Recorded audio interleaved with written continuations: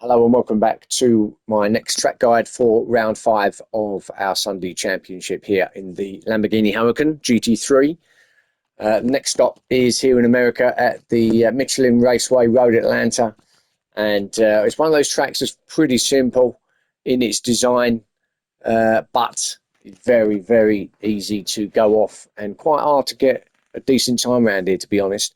It takes some doing to get yourself a quick time around here. There's so many places where you can pick up penalties and also run off. So yeah, got to be extra cautious around this one. But it is a great track, a clockwise circuit here in the States. So we'll get on with this track guide then, and we're just exiting the final corner, the sweeping right-hander down towards the start-finish line, which is really early on in the straight. It's right there where the bridge is, or the board going across the track. So as you exit in the final corner, you're pretty much bang on the line. So you really got to make, if you're going to make a move to try and get that job done on the final corner, you've got to get it set up early, probably a couple of corners before that. So yeah, don't give me a lot of time to get yourself across the line if you are challenging for that position. So anyway, here, let's get on with it now then. So out of the final corner we go. What's the line there? Down towards turn 1 now, sticking to the left-hand side.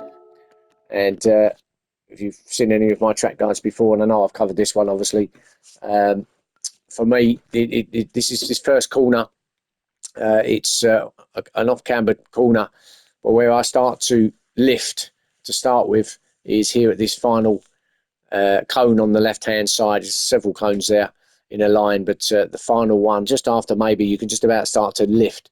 You want to probably, depending on what gear you're in, if you're in race, fully race mode, then you're probably coming down there in 5th gear possibly. So you probably want to drop it down to at least 4th at this point, just to make the corner, because as you approach it, you want to obviously try and aim for it. So you're just lifting a little bit, just trying to aim for you to get yourself into this apex here. As you come out of there, obviously you can use all of the track with that curve out there on the left-hand side, but if you're going too quick around now, you will go too fast. You won't make that corner if you don't lift, and you'll be over in the grass over there and into the barrier on the left-hand side. So you just a little bit of caution here at turn 1 when you're fully on it, coming around there. Just a little lift, just let you get the car settled as you comes up towards the hill here, towards turn 2 and 3, which is a blind corner now. Can't see anything at this point. Still can't see anything. It's a little off to the left. Then you've got a sharp right-hander, so it's almost like a little chicane, a blind uphill chicane type of thing. So as you just approach that top of the rise here is when I would start to look to chuck the gears down and start braking about where that yellow and blue curve is now, because the next right-hander is also blind. It is there somewhere, but you still can't see it until until you're on it. So what it does give you is a little bit of relief where you can actually cross this inside curb here. Now, if I'm honest, depending on what your strength of your penalties is on during race mode, you can get away with taking quite a lot of this. However, if it's on strong, then you probably can't. So let's assume it's on weak or off. You can probably take pretty much straight line this all the way across, which you need to really, otherwise you're going to have to brake, and it's quite a slow corner really. If you can't make this apex here on the inside, you're going to struggle to get around the corner, because really there is no runoff. You've got that little area here on the left hand side, but you go out yourself, you get yourself out there and you're off track, and kind of that's it. You either pick up a penalty, you're going to lose shed loads of positions. So really you're just trying to get as close as you possibly can to this inside curb. If that means lifting and slowing down a little bit, then so be it, but you just got to try and get yourself running around this inside curb. Just hug it all the way, and out the other side, swiftly across to the left. And this next set of S's, where you can see it there, don't need me to tell you, literally a right-hander followed by a little left kink, followed by another right kink, then followed by a pretty sharp left-hander. So you can see the S's there snaking all the way through the hillside. So here you can actually go flat through here now. Once you start picking up the speed all the way up to 5th gear through here, 4th, 5th now. Now you can cut this corner here, almost straight line it, not too much. You will pick up a penalty because it will regard it as track limits if you take too much of it, if you do literally straight line it. But you can use all of this curb, probably get half of your car on the grass, if in all honesty, without picking anything up. So use that as a straight line. Again, flicking it across, just literally trying to come straight across to this right-hand curb in here. But now it's about halfway through here because this next left-hander is very, very difficult. Probably the hardest corner on the circuit, in my opinion. As you get to about halfway up this curbing on the right-hand side, you want to start to brake and get as close as this inside curb as you can. Now, again, you can take a lot of this inside. The trouble is, if you take too much, you can use the grass as well. The trouble is, because you can see it's slightly raised and a camber as well, you're going to be, the car's probably going to bottom out a little bit. You've got to be very extra cautious if you're going to take too much of this inside curb. So really, you just really want to just take minimal amount. I mean, I've taken quite a lot there, but that's about as much as you can possibly take to make the corner. Because on exit, you're going to be swinging across automatically to the right-hand side here. All this runoff, got a lot of runoff here, and you can use it all up to the sand there. But what you've got to make sure, we used quite a lot of it, as you can see, but what you've got to make sure is when you hit this solid white line here, that your car isn't fully over that line to the right-hand side. If all 4 wheels are on that, you'll be definitely picking up a half a second penalty there. If you can get yourself halfway across it, you'll be fine. I think even if you can get yourself 3 wheels over that white line, you'll be fine. Just do not get all 4 over, otherwise that will be that in terms of a penalty given. But you make up a lot of time through there if you can just keep it going without taking too much of that white line. Straight line it out the other side here, straight down to the next right-hander, double right-hander here, and then on here, about where these first set of lines on the track are going across the track, is when you want to start to brake and to drop it down to about possibly 3rd, 2nd gear, maybe 2nd gear, as you swing it down using as much of this inside curb as you possibly can.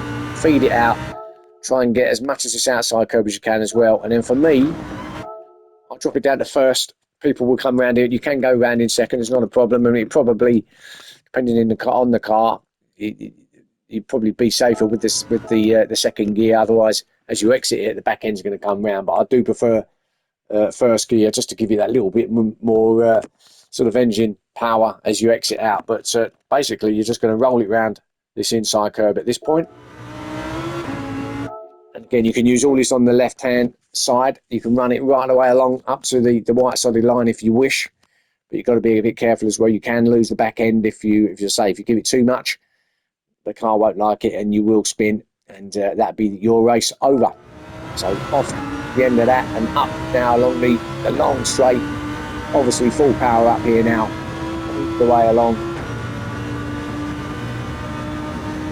Obviously the fastest part of the circuit, up over the rise, across the timing line at that point, down the other side towards the final chicane. And for me, it was just about that. I can start braking between the 2 sets of lines here. There's one I've just gone over. This is the 2nd lot here. So I'll start to brake at this point. And again, I'll drop it down to about 2nd gear here. Again, trying to just make the corner because it's very, very tight chicane, this one, as you can see. And easy to run it off straight into that sandpit there, or too hard into this first apex, and then you won't make the 2nd one. So you've got to, I chuck it down to 2nd just to try and be able to, just be able to steer the car around it. Just it allows you to not have so much power going through there, really. Back end just wants to swing round a little bit. You just see a little twitch of it there, didn't you? But just trying to feed it through now, all the way up. And again, this curb on the left can be used, but probably advisable you don't. This is one of the curbings that you probably don't really want to touch any of if you can help it. Certainly not all your car on it. You can use it all if you want, but probably the car won't like it, and you'll be over there on the right hand side of the bridge for the final approach to the line. And as you can see, blind up towards here now where the pit entry is, which is a difficult one here to be fair, but up over the top, full power now, using all the curb, and then round this final corner. And you're just going to be clipping this inside curbing. So that's your lap of Road Atlanta, and here we go with first of the flyers. Down to fifth gear, final cone, drop it down to fourth, let it feed its way through, probably a little bit quicker than that through there you can. Up over the rise, down to third, use the inside curb, now go, fourth, fifth at this curbing, there, straight line it there, took a lot there, halfway through, tip it round, over the right hand, don't use all that line, up the gearbox now to fifth, and then down to third to make the first corner, down to first for me for the second right hand up. The power, quick gear change up to second, so the back end don't come round, and then it's fully up the gearbox now, all the way along towards the final chicane. So it's a very quick lap. You're looking at 117s, 118s around here as the fast guys can probably do. Now through the chicane, second gear, just feed it through, not too much because the back end will come round, up the hill, third, fourth, down the other side, fifth, and away you go.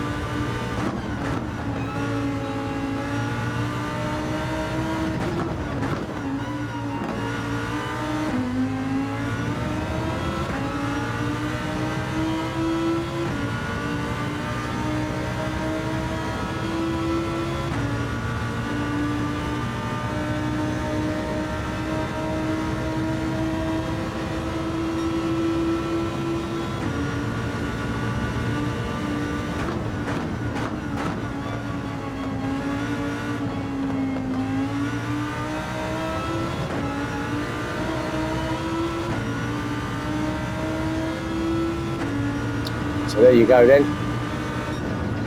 Beat that time. A 118.6 was probably the best I could get around there, if I'm honest with you. I don't think I can squeeze anything out more out of that, really.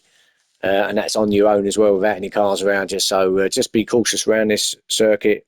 Quick circuit, but can really get unstuck in some points. So you've got to be a bit careful when it comes to when you're racing. So hope that helped you again. That will be round 5, the final one of our sprints here in this team 10-week championship. So hopefully, as I always say, it will help people out. Maybe it won't. Maybe people have a laugh at it. But that's the track guide for this one. And hopefully it will help people. And as I always say, thanks for watching. See you again and good luck. Bye for now.